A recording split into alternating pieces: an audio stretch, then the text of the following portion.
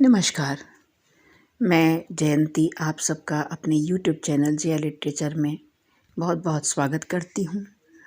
और आज आईएएस और कई राज्यों के पीसीएस हिंदी वैकल्पिक प्रश्न पत्र में आने वाली कहानी रोज़, जिसके लेखक हैं जैनेंद्र, आपकी सेवा में प्रस्तुत है।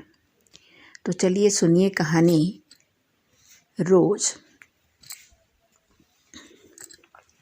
दोपहरिए में उस घर के सूने आंगन में पैर रखते ही मुझे ऐसा जान पड़ा मानो उस पर किसी शाप की छाया मंडरा रही हो। उसके वातावरण में कुछ ऐसा अकथ्य, अस्पृश्य किंतु फिर भी बोझिल और प्रकंपमय और घना सा फैल रहा था। मेरी आहट सुनते ही मालती बाहर निकली। मुझे देखकर, पहचान कर उसकी मुरझाई हुई मुख मुद्रा तनिक से मीठे विस्मय से जागी सी और फिर पूर्ववत हो गई। उसने कहा, आ जाओ, और बिना उत्तर की प्रतीक्षा किए भीतर की ओर चली। मैं भी उसके पीछे हो लिया। भीतर पहुंचकर मैंने पूछा, वे यहाँ नहीं हैं?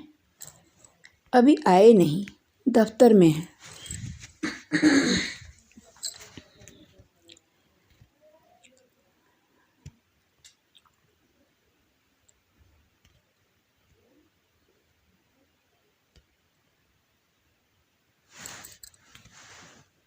थोड़ी देर में आ जाएंगे।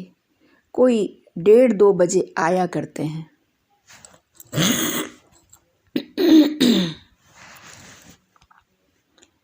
नमस्कार। जया लिटरेचर में आप सबका पुनः स्वागत है और मैं हूँ जयंती।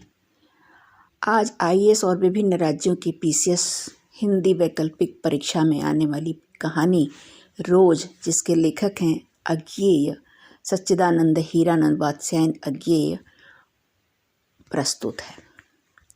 तो चलिए सुनिए कहानी रोज़। दोपहरिए में उस घर के सूने आंगन में पैर रखते ही मुझे ऐसा जान पड़ा मानो उस पर किसी शाप की छाया मंडरा रही हो। उसके वातावरण में कुछ ऐसा अकथ्य, अस्पृश्य किंतु फिर भी बोझिल और प्रकंपमय और घना सा फैल रहा था। मेरी आहट सुनते ही मालती बाहर निकली। मुझे देखकर, पहचान कर उसकी मुरझाई हुई मुख मुद्रा तनिक से मीठे विस्मय से जागी सी और फिर पूर्ववत हो गई। उसने कहा, आ जाओ, और बिना उत्तर की प्रतीक्षा किए भीतर की ओर चली। मैं भी उसके पीछे हो लिया। भीतर पहुंचकर मैंने पूछा, वे यहाँ नहीं हैं? अभी आए नहीं, दफ्तर में हैं, थोड़ी देर में आ जाएंगे। कोई 1:30-2 बजे आया करते हैं। कब के गए हुए हैं? सवेरे उठते ही चले जाते हैं। मैं कहकर पूछने को हुआ, और तुम इतनी देर तक क्या करती हो? पर फिर सोचा, आते ही एकाएक प्रश्न ठीक नहीं है। मैं कमरे के चारों ओर देखने लगा। मालती एक पंखा उठा लाई और मुझे हवा करने लगी। मैंने आपत्ति करते हुए कहा, नहीं, मुझे नहीं चाहिए, पर वह नहीं मानी। बोली, वाह, कैसे नहीं चाहिए? इतनी धूप में तो आए हो यहाँ तो। मैंने कहा, अच्छा लाओ, मुझे दे दो। वह शायद ना करने वाली थी, पर तभी दूसरे कमरे से शिशु के रोने की आवाज़ सुनकर उसने चुपचाप पंखा मुझे दे दिया और घुटनों पर हाथ टेककर एक थकी हुई करके उठी और भीतर चली गई। मैं उसके जाते हुए दुबले शरीर को देखकर सोचता रहा, यह क्या है? यह कैसी छाया सी इस घर पर छाई हुई है? मालती मेरे दूर के रिश्ते की बहन है, किंतु उसे सखी कहना ही उचित है, क्योंकि हमारा परस्पर संबंध सख्य का ही रहा है।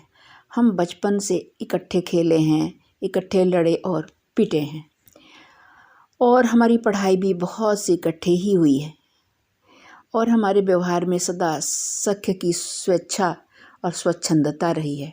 वह कभी भ्रातृत्व के या बड़े छोटेपन के बंधनों में नहीं घिरा। मैं आज कोई 4 वर्ष बाद उसे देखने आया हूँ। जब मैंने उसे इससे पूर्व देखा था, तब वह लड़की ही थी, अब वह विवाहिता है।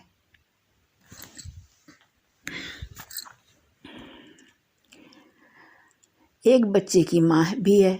इससे कोई परिवर्तन उसमें आया होगा, और यदि आया होगा तो क्या, यह मैंने अभी सोचा नहीं था। किंतु अब उसकी पीठ की ओर देखता हुआ मैं सोच रहा था, यह कैसी छाया इस घर पर छाई है हुई है, और विशेषतया मालती पर। माफ़ कीजिएगा। मालती बच्चे को लेकर लौट आई और फिर मुझसे कुछ दूर नीचे बिछी हुई दरी पर बैठ गई। मैंने अपनी कुर्सी घुमाकर कुछ उसकी ओर उन्मुख होकर पूछा, इसका नाम क्या है? मालती ने बच्चे की ओर देखते हुए उत्तर दिया, नाम तो कोई निश्चित नहीं किया, वैसे टीटी कहते हैं। मैंने उसे बुलाया, टीटी टीटी आजा, पर वह अपनी बड़ी आंखों से मेरी ओर देखता हुआ अपनी माँ से चिपट गया और रुआंसा सा होकर कहने लगा, मालती ने फिर उसकी ओर एक नज़र देखा और फिर बाहर आंगन की ओर देखने लगी। काफ़ी देर मौन रहा। थोड़ी देर तक तो वह मौन आकस्मिक ही था, जिसमें मैं प्रतीक्षा में था कि मालती कुछ पूछे, किंतु उसके बाद एकाएक मुझे ध्यान हुआ मालती ने कोई बात ही नहीं की। यह भी नहीं पूछा कि मैं कैसा हूँ, कैसे आया हूँ।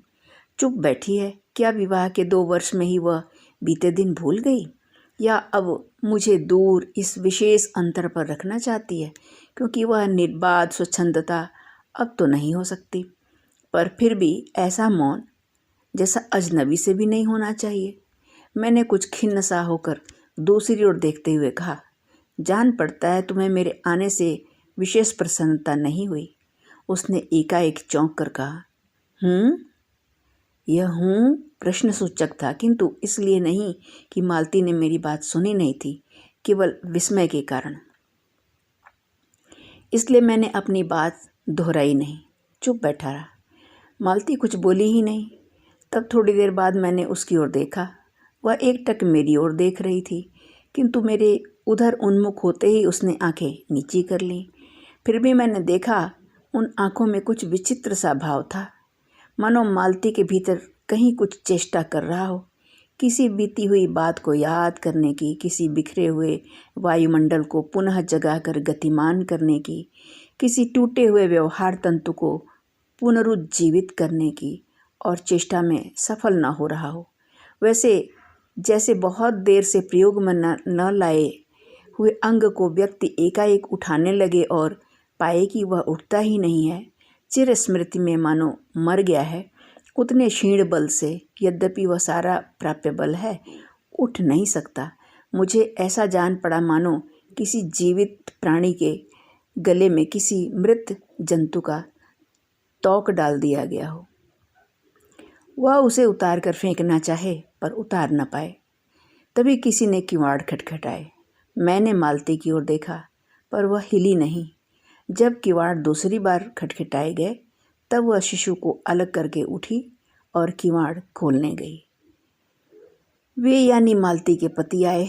मैंने उन्हें पहली बार देखा था, यद्यपि फोटो से उन्हें पहचानता था। परिचय हुआ। मालती खाना तैयार करने आंगन में चली गई और हम दोनों भीतर बैठकर बातचीत करने लगे। उनकी नौकरी के बारे में, उनके जीवन के बारे में, उस स्थान के बारे में, आबो हवा के बारे में और ऐसे अन्य विषयों के बारे में जो पहले परिचय पर उठा करते हैं, एक तरह का स्वरक्षात्मक कवच बनकर। मालती के पति का नाम है महेश्वर। वह एक पहाड़ी गांव में सरकारी डिस्पेंसरी के डॉक्टर हैं। उसकी हैसियत से इन क्वार्टरों में रहते हैं। प्रातःकाल 7 बजे डिस्पेंसरी चले जाते हैं और 1:30 बजे या 2 बजे लौटते हैं। उसके बाद दोपहर भर छुट्टी रहती है। केवल शाम को 1-2 घंटे फिर चक्कर लगाने के लिए जाते हैं। डिस्पेंसरी के साथ के छोटे से अस्पताल में पड़े हुए रोगियों को देखने और अन्य ज़रूरी हिदायतें करने से उनका जीवन भी बिल्कुल एक निर्दिष्ट ढर्रे पर चलता है। नित्य वही काम, उसी प्रकार के मरीज, वही हिदायतें, वही नुस्खे, वही दवाइयाँ। वह स्वयं मुक्ताए हुए हैं और इसलिए, और साथ ही इस भयंकर गर्मी के कारण वह अपने फुर्सत के समय में भी सुस्त ही रहते हैं। मालती हम दोनों के लिए खाना ले आई। मैंने पूछा, तुम नहीं खाओगी या खा चुकी? महेश्वर बोले कुछ हंसकर, वह पीछे खाया करती है। पति 2:30 बजे खाने आते हैं, इसलिए पत्नी 3 बजे तक भूखी बैठी रहेगी। महेश्वर खाना आरंभ करते हुए मेरी ओर देखकर बोले, आपको तो खाने का मज़ा ही क्या आएगा, ऐसे बेवक्त खा रहे हैं। मैंने उत्तर दिया, वाह, देर से खाने पर तो और भी अच्छा लगता है, भूख बढ़ी हुई होती है, पर शायद मालती बहन को कष्ट होगा। मालती टोक कर बोली, मेरे लिए तो यह नई बात नहीं है, रोज ही ऐसा होता है। मालती बच्चे को गोद में लिए हुए थी। बच्चा रो रहा था, पर उसकी ओर कोई भी ध्यान नहीं दे रहा था। मैंने कहा, यह रोता क्यों है? मालती बोली, हो ही गया है चिड़चिड़ा सा, हमेशा ही ऐसा रहता है। फिर बच्चे को डांट कर कहा, चुप कर, जिससे वह और भी रोने लगा। मालती ने भूमि पर बैठा दिया और बोली, अच्छा ले रो, और रोटी लेने आंगन की ओर चली गई। जब हमने भोजन समाप्त किया तब 3 बजने वाले थे। महेश्वर ने बताया कि उन्हें आज जल्दी अस्पताल जाना है। वहाँ 1-2 चिंताजनक केस आए हुए हैं जिनका ऑपरेशन करना पड़ेगा। 2 की शायद टांगें काटनी पड़े, गैंग्रीन हो गया है। थोड़ी ही देर में वह चले गए। मालती किवाड़ बंद कर आई और मेरे पास बैठने ही लगी थी कि मैंने कहा, अब खाना तो खा लो, मैं उतनी देर टीटी से खेलता हूँ। वह बोली, खा लूँगी, मेरे खाने की कौन बात है, किंतु चली गई। मैं टीटी को हाथ में लेकर झुलाने लगा, जिससे वह कुछ देर के लिए शांत हो गया। दूर शायद अस्पताल में ही 3 खड़के। एकाएक मैं चौंका। मैंने सुना मालती वही आंगन में बैठी अपने आप ही एक लंबी सी थकी हुई सांस के साथ कह रही है, 3 बज गए। मानो बड़ी तपस्या के बाद कोई कार्य संपन्न हो गया हो।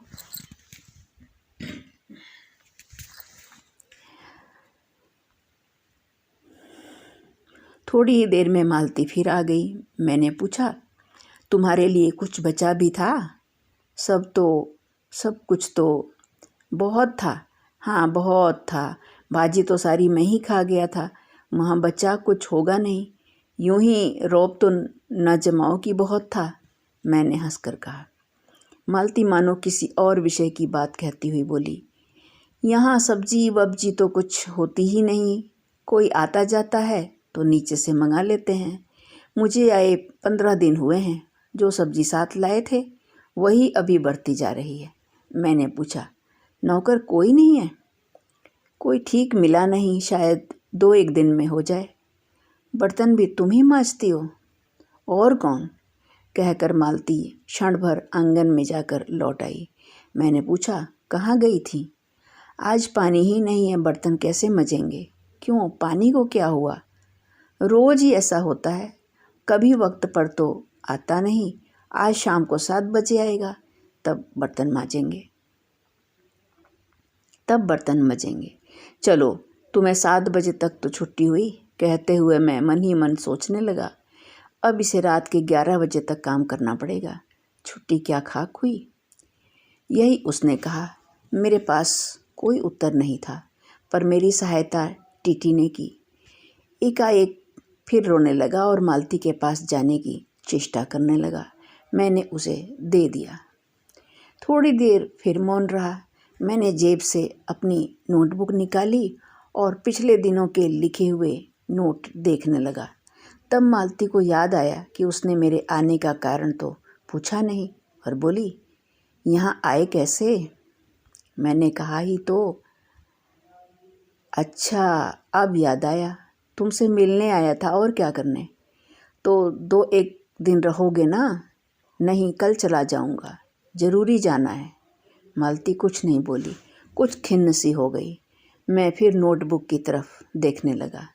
थोड़ी देर बाद मुझे ही ध्यान हुआ, मैं आया तो हूँ मालती से मिलने, किंतु यहाँ वह बात करने को बैठी है और मैं पढ़ रहा हूँ। पर बात भी क्या जाए, क्या की जाए। मुझे ऐसा लग रहा था कि इस घर पर जो छाया घिरी हुई है वह अज्ञात रहकर भी मानो मुझे भी वश कर रही हो। मैं भी वैसा ही नीरस निर्जीव सा हो रहा हूँ जैसे यह घर, जैसे मालती। मैंने पूछा, तुम कुछ पढ़ती लिखती नहीं? मैं चारों ओर देखने लगा कि कहीं किताबें दिख पड़ें। यहाँ कहकर मालती थोड़ा हंस दी। वह हंसी थी, वह हंसी कह रही थी, यहाँ पढ़ने को है क्या? मैंने कहा, अच्छा मैं वापस जाकर ज़रूर कुछ पुस्तकें भेजूंगा। और वार्तालाप फिर समाप्त हो गया। थोड़ी देर बाद मालती ने फिर पूछा, आए कैसे हो? लारी में? पैदल? इतनी दूर? बड़ी हिम्मत की। आखिर तुमसे मिलने आया हूँ। ऐसे ही आए हो? नहीं, कूली पीछे आ रहा है सामान लेकर। मैंने सोचा बिस्तरा ले ही चलूँ। अच्छा किया, यहाँ तो बस। कहकर मालती चुप रह गई। फिर बोली, तब तुम थके होगे, लेट जाओ। नहीं, बिल्कुल नहीं थका। रहने भी दो। थके नहीं? भला थके हैं? और तुम क्या करोगी? मैं बर्तन मांज रखती हूँ, पानी आएगा तो धुल जाएंगे। मैंने कहा, वाह, क्योंकि और कोई बात मुझे सूझी नहीं। थोड़ी देर में मालती उठी और चली गई, टीटी को साथ लेकर। तब मैं भी लेट गया और छत की ओर देखने लगा और सोचने लगा। मेरे विचारों के साथ आंगन से आती हुई बर्तनों के घिसने की खन खन ध्वनि मिलकर एक विचित्र एक स्वरता उत्पन्न करने लगी, जिसके कारण मेरे अंग धीरे धीरे ढीले पड़ने लगे। मैं ऊँघने लगा। एकाएक वह एक स्वरता टूट गई, मौन हो गई। इससे मेरी तंद्रा भी टूटी। मैं उस मौन में सुनने लगा। 4 खड़क रहे थे और इसी का पहला घंटा सुनकर मालती रुक गई। वही 3 बजे वाली बात मैंने फिर देखी, अब की बार और उग्र रूप में। मैंने सुना, मालती एक बिल्कुल अनैच्छिक, अनुभूतिहीन, नीरस यंत्रवत, वह भी थके हुए यंत्र की भांति स्वर में कह रही है, 4 बज गए। मानो इस अनैच्छिक समय गिनाने में ही उसका मशीन तुल्य जीवन बीतता हो। वैसे ही जैसे मोटर का स्पीड मीटर यंत्रवत फासला नापता जाता है और यंत्रवत विश्रांत स्वर में कहता है, किससे? कि मैंने अपने अमित शून्य पथ का इतना अंश तय कर लिया। न जाने कब कैसे मुझे नींद आ गई। तब 6 कभी के बज चुके थे जब किसी के आने की आहट से मेरी नींद खुली और मैंने देखा कि महेश्वर लौट आए हैं और उनके साथ ही बिस्तर लिए हुए मेरा कुली। मैं मुंह धोने को, पानी मांगने को ही था कि मुझे याद आया, पानी नहीं होगा। मैंने हाथों से मुंह पोंछते पोंछते महेश्वर से पूछा, आपने बड़ी देर की? उन्होंने किंचित ग्लानि भरे स्वर में कहा, हाँ, आज वह गैंग्रीन का ऑपरेशन करना ही पड़ा। एक कर आया हूँ, दूसरे को एम्बुलेंस में बड़े अस्पताल भिजवा दिया है। मैंने पूछा, गैंग्रीन कैसे हो गया? एक कांटा चुभा था, उसी से हो गया। बड़े लापरवाह लोग हैं यहाँ के। मैंने पूछा, यहाँ आपको केस अच्छे मिल जाते हैं आय के लिहाज से? आय के लिहाज से नहीं, डॉक्टरी के अभ्यास के लिए। बोले, हाँ, मिल ही जाते हैं। यही हर दूसरे चौथे दिन एक केस आ जाता है, नीचे बड़े अस्पताल में भी। मालती आंगन से ही सुन रही थी, अब आ गई। बोली, हाँ, केस बनाते देर क्या लगती है? कांटा चुभा था, इस पर टांग काटनी पड़े, यह भी कोई डॉक्टरी है? हर दूसरे दिन किसी की टांग, किसी की बाँह काट आते हैं। इसी का नाम है अच्छा अभ्यास। महेश्वर हंसे। बोले, न काटने तो उसकी जान गंवाएं। हाँ, पहले तो दुनिया में कांटे ही नहीं होते होंगे। आज तक तो सुना नहीं कि कांटों के चुभने से लोग मर जाते हैं। महेश्वर ने उत्तर नहीं दिया, मुस्कुरा दिए। मालती मेरी ओर देखकर बोली, ऐसे ही होते हैं डॉक्टर्स, सरकारी अस्पताल है ना, क्या परवाह है। मैं तो रोज ही ऐसी बातें सुनती हूँ। अब कोई मर मुर जाए तो ख्याल ही नहीं होता। पहले तो रात रात भर नींद नहीं आया करती थी। तभी आंगन में खुले हुए नल ने कहा, टिप टिप टिप टट टिप। मालती ने कहा, पानी, और उठकर चली गई। खन खन शब्द से हमने जाना बर्तन धोए जाने लगे हैं। टीटी महेश्वर की टांगों के सहारे खड़ा मेरी ओर देख रहा था। अब एकाएक उन्हें छोड़कर मालती की ओर खिसकता हुआ चला। महेश्वर ने कहा, उधर मत जा, और उसे गोद में उठा लिया। वह मचलने और चिल्ला चिल्लाकर रोने लगा। महेश्वर बोले, अब रो रो कर सो जाएगा, तभी घर में चैन पड़ेगी। मैंने पूछा, आप लोग भीतर ही सोते हैं? गर्मी तो बहुत होती है। होने को तो मच्छर भी बहुत होते हैं, पर यह लोहे की पलंग उठाकर बाहर कौन ले जाए। अब के नीचे जाएंगे तो चारपाइयाँ ले आएंगे। फिर कुछ रुक कर बोले, अच्छा तो बाहर ही सोएंगे, आपके आने का इतना लाभ ही होगा। टीटी अभी तक रोता ही जा रहा था।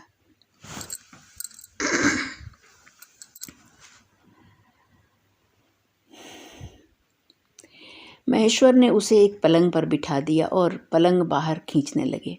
मैंने कहा, मैं मदद करता हूँ, और दूसरी ओर से पलंग उठाकर निकलवा दिए। अब हम तीनों, महेश्वर, टीटी और मैं, पलंग पर बैठ गए और वार्तालाप के लिए उपयुक्त विषय न पाकर उस कमी को छुपाने के लिए टीटी से खेलने लगे। किंतु बीच बीच में जैसे एकाएक कोई भूला हुआ कर्तव्य याद करके रो उठता था। और बाहर आकर वह कुछ चुप हो गया था, किंतु बीच बीच में जैसे एकाएक कोई भूला हुआ कर्तव्य याद करके रो उठता था और फिर एकदम चुप हो जाता था। और कभी कभी हम हंस पड़ते थे या महेश्वर उसके बारे में कुछ बात कह देते थे। मालती बर्तन धो चुकी थी। जब वह उन्हें लेकर आंगन के एक और रसोई के छप्पर की ओर चली, तब महेश्वर ने कहा, थोड़े से आम लाया हूँ, वे भी धो लेना। कहाँ हैं? अंगीठी पर रखे हैं, कागज़ में लिपटे हुए। मालती ने भीतर जाकर आम उठाए और अपने आंचल में डाल लिए। जिस कागज़ में वे लिपटे हुए थे वह किसी पुराने अखबार का टुकड़ा था। मालती चलती चलती संध्या के उस क्षीण प्रकाश में उसी को पढ़ती जा रही थी। वह नल के पास जाकर खड़ी उसे पढ़ती रही। जब दोनों ओर पढ़ चुकी तब एक लंबी सांस लेकर उसे फेंक कर आम धोने लगी। मुझे एकाएक याद आया, बहुत दिनों की बात थी, जब हम अभी स्कूल में भर्ती हुए ही थे, जब हमारा सबसे बड़ा सुख, सबसे बड़ी विजय थी हाजिरी हो चुकने के बाद चोरी से क्लास से निकल भागना और स्कूल से कुछ दूरी पर आम के बगीचे में पेड़ों पर चढ़कर कच्ची आमियाँ तोड़ तोड़ खाना। मुझे याद आया, कभी जब मैं भाग आता था और मालती नहीं आ पाती थी, तब मैं भी खिन्न मन से लौट आया करता था। मालती कुछ नहीं पढ़ती थी, उसके माता पिता तंग थे। एक दिन उसके पिता ने उसे एक पुस्तक ला कर दी और कहा कि इसके 20 पेज रोज पढ़ा करो। हफ्ते भर बाद मैं देखूं कि इसे समाप्त कर चुकी हो, नहीं तो मार मार कर चमड़ी उधेड़ दूंगा। मालती ने चुपचाप किताब ले ली, पर क्या उसने पढ़ी? वह नित्य ही उसके 10 पन्ने 20 पेज फाड़ कर फेंक देती, अपने खेल में किसी भांति फर्क न पड़ने देती। जब 8वें दिन उसके पिता ने पूछा, किताब समाप्त कर ली? तो उत्तर दिया, हाँ कर ली। पिता ने कहा, लाओ मैं प्रश्न पूछूंगा, तो चुप खड़ी रही। पिता ने फिर कहा तो उद्धत स्वर में बोली, किताब मैंने फाड़ कर फेंक दी है, मैं नहीं पढ़ूंगी। उसके बाद वह बहुत पिटी, पर वह अलग बात थी। पर वह अलग बात है। इस समय मैं यही सोच रहा था कि वही उद्धत और चंचल मालती आज कितनी सीधी हो गई है, कितनी शांत और एक अखबार के टुकड़े को तरसती है। यह क्या है? तभी महेश्वर ने पूछा, रोटी कब बनेगी? बस अभी बनाती हूँ। पर अब की बार जब मालती रसोई की ओर चली तब टीटी की कर्तव्य भावना बहुत विस्तीर्ण हो गई।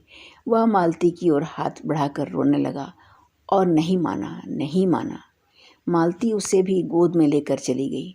रसोई में बैठकर एक हाथ से उसे थपकने और दूसरे से कई एक छोटे छोटे डिब्बे उठाकर अपने सामने रखने लगी। और हम दोनों चुपचाप रात्रि की और भोजन की और एक दूसरे के कुछ कहने की और न जाने किस किस न्यूनता की पूर्ति की प्रतीक्षा करने लगे। हम भोजन कर चुके थे और बिस्तरों पर लेट गए थे। टीटी सो गया था। मालती पलंग के एक ओर मोमजामा बिछाकर उसे उस पर लिटा गई थी। वह सो गया था, पर नींद में कभी कभी चौंक उठता था। एक बार तो उठकर बैठ भी गया था, पर तुरंत ही लेट गया। मैंने महेश्वर से पूछा, आप तो थके होंगे, सो जाइए। वह बोले, थके तो आप अधिक होंगे, 18 मील पैदल चलकर आए हैं। किंतु उनके स्वर ने मानो जोड़ दिया, थका तो मैं भी हूँ। मैं चुप रहा। थोड़ी देर में किसी अपर संज्ञा ने मुझे बताया, वह ऊँघ रहे हैं। तब लगभग 10:30 बजे थे। मालती भोजन कर रही थी। मैं थोड़ी देर मालती की ओर देखता रहा। वह किसी विचार में, यद्यपि बहुत गहरे विचार में नहीं, लीन हुई धीरे धीरे खाना खा रही थी। फिर मैं इधर उधर खिसक कर पलंग पर आराम से होकर आकाश की ओर देखने लगा। पूर्णिमा थी, आकाश अनभ्र था। मैंने देखा उस सरकारी क्वार्टर के दिन में अत्यंत शुष्क और नीरस लगने वाली स्लेट की छत भी चांदनी में चमक रही है, मानो चंद्रिका उन पर से बहती हुई आ रही हो, झर रही हो। मैंने देखा पवन में चीड़ के वृक्ष गर्मी से सूखकर मटमैले हुए चीड़ के वृक्ष धीरे धीरे गा रहे हैं कोई राग जो कोमल है किंतु करुण नहीं, अशांतिमय है किंतु उद्वेगमय नहीं। मैंने देखा प्रकाश से धुंधले नीले आकाश के तट पर जो चमगादड़ नीरव उड़ान से चक्कर काट रहे हैं, वे भी सुंदर दिखते हैं। मैंने देखा दिन भर की तपन, अशांति, थकान, दाह पहाड़ों में से भाप की नाई उठकर वातावरण में सोए जा रहे हैं, जिसे ग्रहण करने के लिए पर्वत शिशुओं ने अपनी चीड़ वृक्ष रूपी भुजाएं आकाश की ओर बढ़ा रखी हैं। पर वह सब मैंने ही देखा, अकेले। मैंने महेश्वर ऊँघ रहे थे और मालती उस समय भोजन से निवृत्त होकर दही जमाने के लिए मिट्टी का बर्तन गर्म पानी से धो रही थी और कह रही थी, बस अभी छुट्टी हुई जाती है और मेरे कहने पर कि 11 बजने वाले हैं, धीरे से सिर हिलाकर जता रही कि रोज ही इतने बज जाते हैं। मालती ने वह सब कुछ नहीं देखा। मालती का जीवन अपनी रोज की नियत गति से बहा जा रहा था और एक चंद्रमा की चंद्रिका के लिए, एक संसार के सौंदर्य के लिए रुकने को तैयार नहीं था। चांदनी में शिशु कैसा लगता है, इस अलस जिज्ञासा से मैंने टीटी की ओर देखा और वह एकाएक मानो किसी शैशवोचित कामना से उठा और खिसक कर पलंग से नीचे गिर पड़ा और चिल्ला चिल्ला कर रोने लगा। महेश्वर ने चौंक कर कहा, क्या हुआ? मैं झपट कर उसे उठाने दौड़ा। मालती रसोई से बाहर निकल आई। मैंने उस खट शब्द को याद करके धीरे से करुणा भरे स्वर में कहा, चोट बहुत लग गई बेचारे के। यह सब मानो एक ही क्षण में एक ही क्रिया की गति में हो गया। मालती ने रोते हुए शिशु को मुझसे लेने के लिए हाथ बढ़ाते हुए कहा, इसके चोटें लगती ही रहती हैं, रोज ही गिर पड़ता है। एक छोटे क्षण भर के लिए मैं स्तब्ध हो गया। फिर एकाएक मेरे मन ने, मेरे समूचे अस्तित्व ने विद्रोह के स्वर में कहा मेरे मन ने भीतर ही, बाहर एक शब्द भी नहीं निकला। माँ, युवती माँ, यह तुम्हारे हृदय को क्या हो गया है जो तुम अपने एकमात्र बच्चे के गिरने पर ऐसी बात कह सकती हो, और यह अभी जब तुम्हारा सारा जीवन तुम्हारे आगे है। और तब एकाएक मैंने जाना कि वह भावना मिथ्या नहीं है। मैंने देखा कि सचमुच उस कुटुंब में कोई गहरी भयंकर छाया घर कर गई है। उनके जीवन के इस पहले ही यौवन में घुन की तरह लग गई है। उसका इतना अभिन्न अंग हो गई है कि वे उसे पहचानते ही नहीं, उसी की परिधि में घिरे हुए चले जा रहे हैं। इतना ही नहीं, मैंने उस छाया को देख भी लिया। इतनी देर में पूर्ववत शांति हो गई थी। महेश्वर फिर लेटकर ऊँघ रहे थे। टीटी मालती के लेटे हुए शरीर से चिपटकर चुप हो गया था। यद्यपि कभी कभी एक आध सिसकी उसके छोटे से शरीर को हिला देती थी। मैं भी अनुभव करने लगा था कि बिस्तर अच्छा सा लग रहा है। मालती चुपचाप ऊपर आकाश में देख रही थी, किंतु क्या चंद्रिका को या तारों को? तभी 11 का घंटा बजा। मैंने अपनी भारी हो रही पलकें उठाकर अकस्मात किसी अस्पष्ट प्रतीक्षा से मालती की ओर देखा। 11 के पहले घंटे की खड़कन के साथ ही मालती की छाती एकाएक फफोले की भांति उठी और धीरे धीरे बैठने लगी, और घंटा ध्वनि के कंपन के साथ ही मूक हो जाने वाली आवाज़ में उसने कहा, 11 बज गए। धन्यवाद। अभी आप सुन रहे थे कहानी रोज। लेखक हैं अज्ञेय। आशा है आपको मेरा वाचन स्वर पसंद आया होगा, और यदि पसंद आया है तो मेरे चैनल को लाइक और शेयर कीजिए, और सब्सक्राइब तो कर ही लीजिए, ताकि आगे भी इसी प्रकार की अच्छी और प्रतियोगितात्मक कहानियाँ आप तक पहुँचती रहें। बहुत बहुत धन्यवाद।